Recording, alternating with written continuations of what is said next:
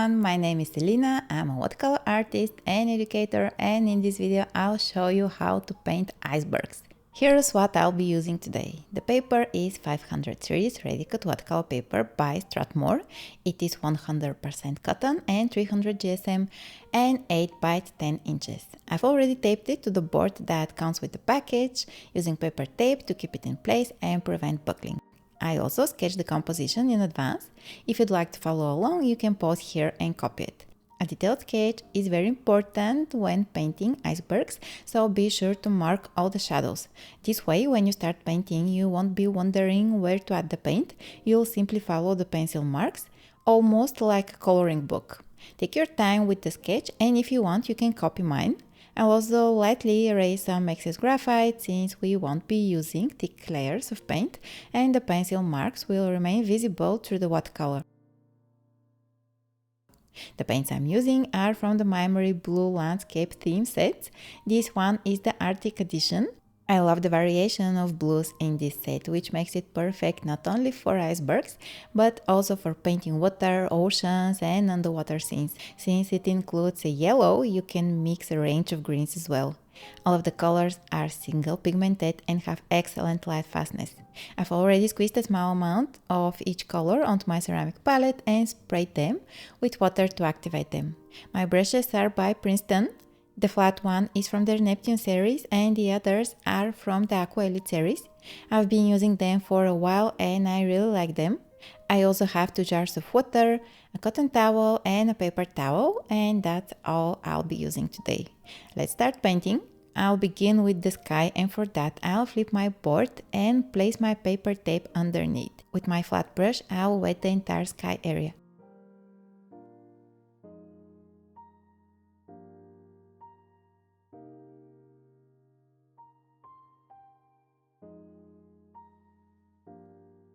Then I take some ultramarine and cover the sky with a simple wash. This will allow the gentle colors of the iceberg to stand out.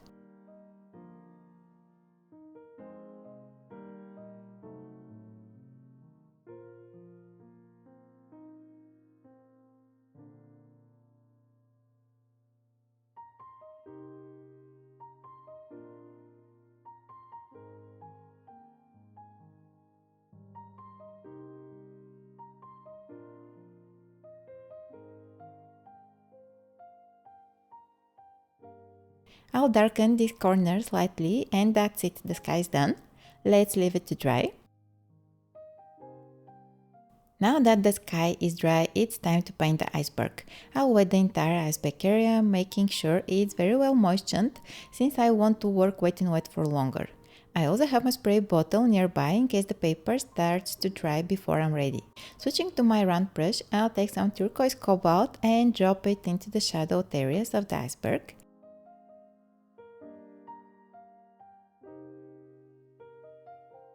Since the paper is wet, the paint will spread and create soft edges. This is exactly what we want. If too much water pools at the bottom, soak it up with a damp brush. I'll continue adding color where I've marked the shadows.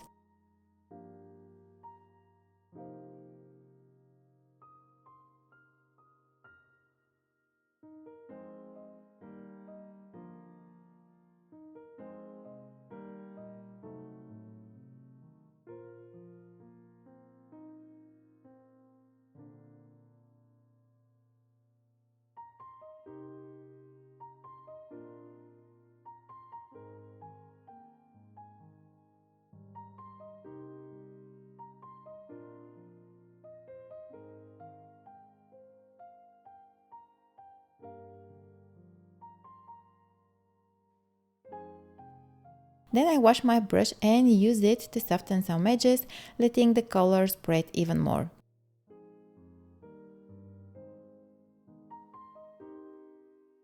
Now I switch to a smaller brush and pick up Faience Blue. This time I'll use a thicker mix and again I'll follow my pencil marks, dropping the color in thinner strokes. As my paper starts to dry, I'll lightly spray it with water to keep the surface workable. I continue adding blue, ensuring I don't cover all of the turquoise.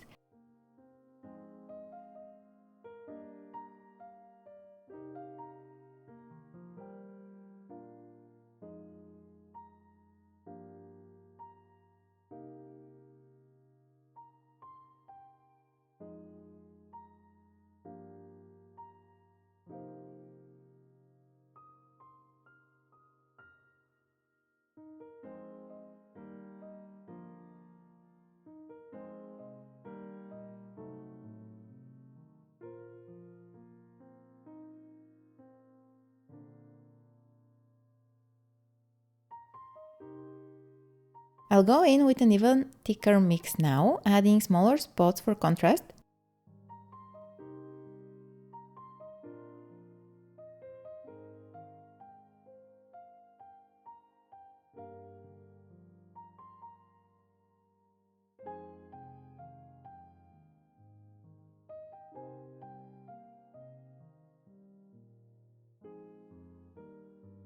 Some more spots with turquoise.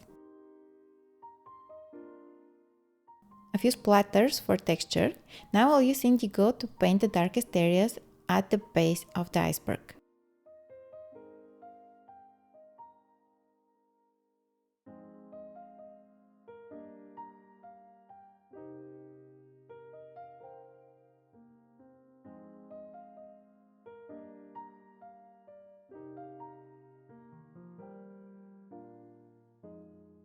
If you lost some of the white areas, you can leave the paint by dropping clean water and gently scrubbing with your brush.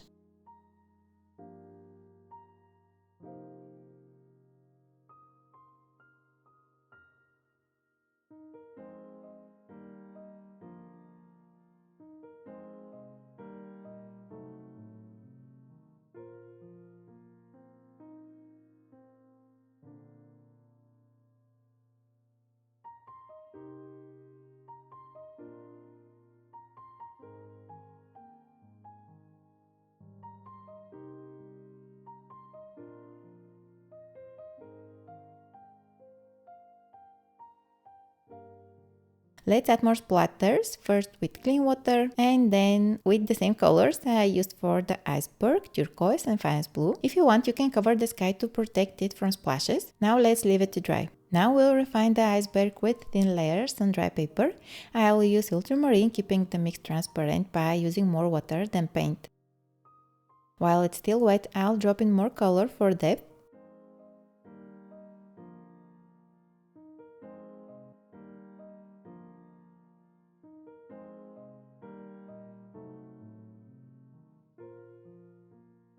With the same mix, I'll add a few cracks in the ice, softening the edges with down brush. I'll also deepen some shadow areas while keeping everything soft and blended.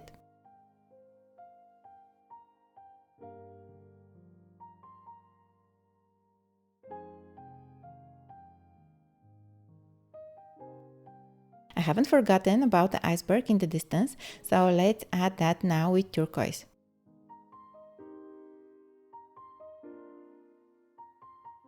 To make it more interesting, I'll use blue for the lower part.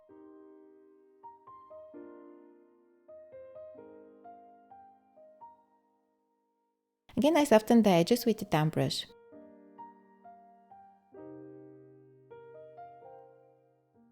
Now let's paint the water. I'll start by wetting the area thoroughly, being careful to paint around the bear.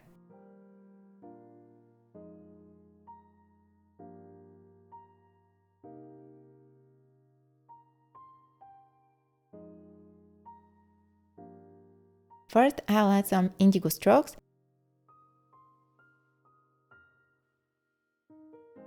One here on the side. And some more below the darkest parts of the iceberg.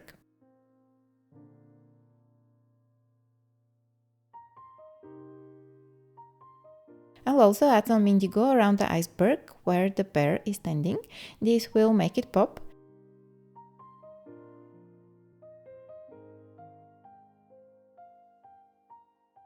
Again, I carefully paint around the bear.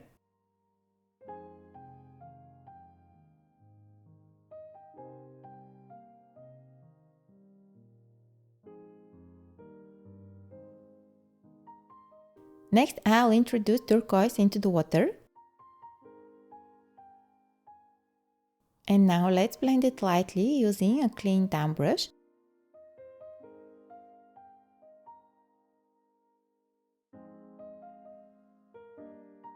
To increase contrast, I add more indigo in key areas.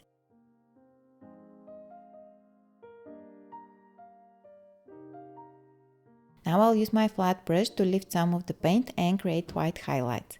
I pick up some color, wipe my brush on a towel, and repeat the process. When my brush has too much pigment, I rinse it before continuing. I also use this technique to create subtle horizontal lines on the water surface.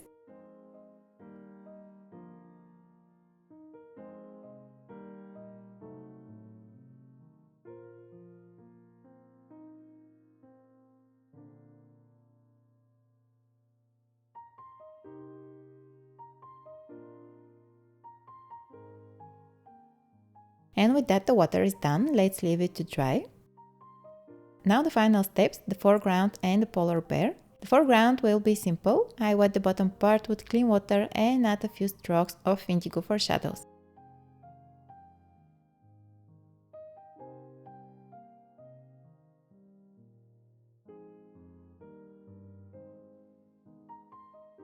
I also add the bear's shadow, making it most intense directly beneath the bear and gradually fading outward.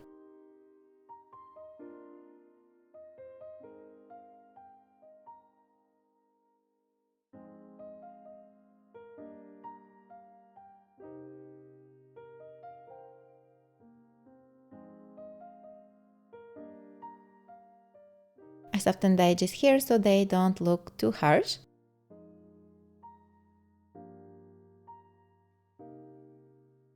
Let's try it now. For the bear, I start by wetting it, leaving a thin dry line along the top to preserve a highlight. Switching to a smaller brush, I take some raw umber and add it just below the highlight and in the darker areas based on my reference photo.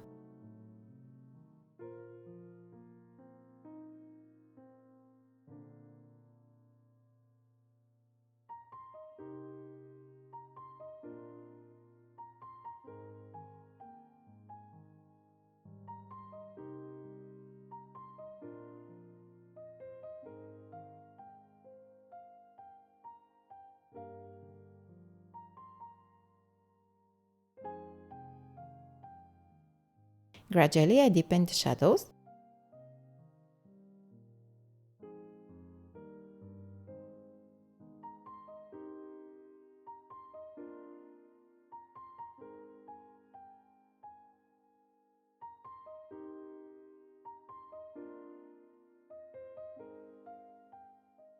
I mix an almost black color using raw umber and indigo and use it for the tiniest details.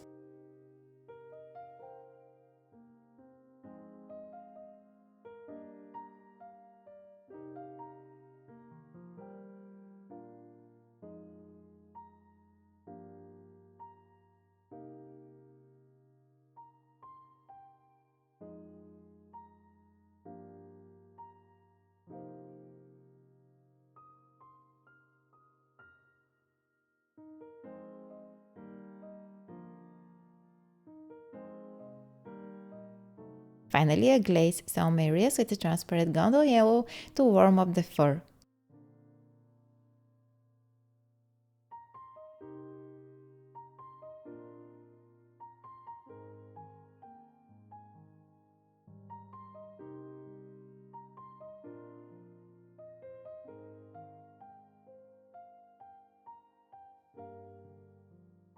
I soften the edges with down brush for a natural look.